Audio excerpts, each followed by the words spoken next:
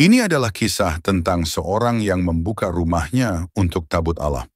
Selama tabut Allah tinggal di rumahnya, ia dan seisi rumahnya mengalami berkat Tuhan yang nyata. Tapi siapa sebenarnya Obed-Edom? Mengapa ia yang dipilih? Dan apa yang terjadi setelahnya? Inilah kisah yang jarang dikupas, namun kaya makna dan penuh pelajaran iman. Nama Obed-Edom secara harfiah berarti hamba Edom. Secara literal, Edom bisa merujuk pada wilayah keturunan Esau, atau dalam konteks Ibrani, kata ini juga menyimbolkan wilayah di luar Israel. Namun sebagian penafsir melihat nama ini sebagai bentuk simbolik tentang kerendahan hati seorang hamba Tuhan, yang bahkan dari pinggiran sekalipun, baik secara status atau geografi, dapat dipakai Allah untuk maksud kudus.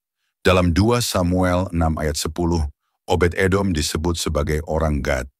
Namun kota Gad di sini bukanlah merujuk pada kota Gad milik orang Filistin, tapi merujuk pada kota Gad Rimon, sebuah kota bagi suku Lewi di wilayah yang berada di wilayah suku Dan atau Efraim.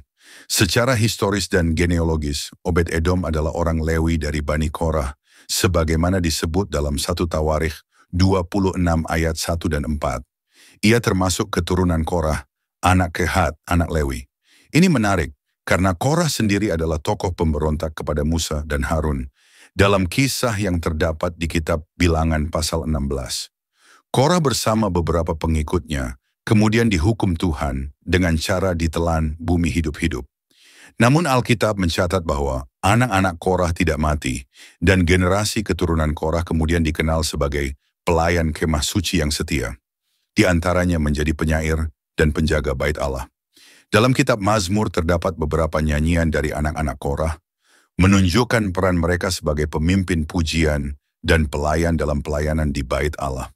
Ketika Daud memindahkan tabut Allah dari rumah Abinadab, terjadi insiden yang menyebabkan kematian Uza, salah seorang pengawal tabut yang menyentuhnya tanpa izin.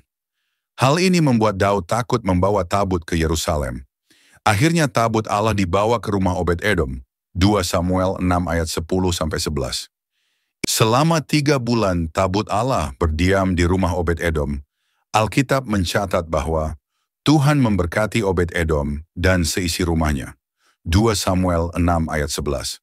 Karena melihat berkat ini, Daud pun memutuskan untuk memindahkan tabut ke Yerusalem dengan cara yang lebih tertib dan sesuai dengan ketentuan Tuhan.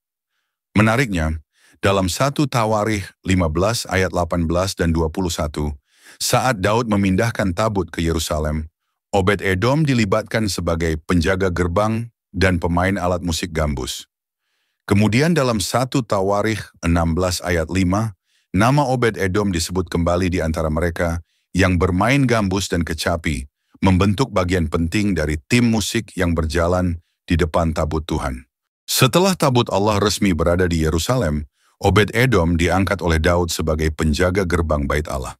Dalam 1 Tawarikh 26 ayat 4-8 menyebutkan bahwa Obed-Edom memiliki 8 anak laki-laki, semuanya pemimpin-pemimpin yang gagah perkasa dan cakap untuk tugas mereka.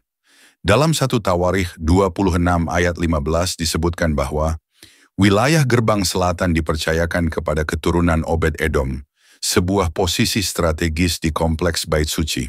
Semua ini menunjukkan bahwa keluarga Obed-Edom diangkat menjadi bagian penting dari sistem pelayanan ibadah di Pusat Ibadah Nasional Israel.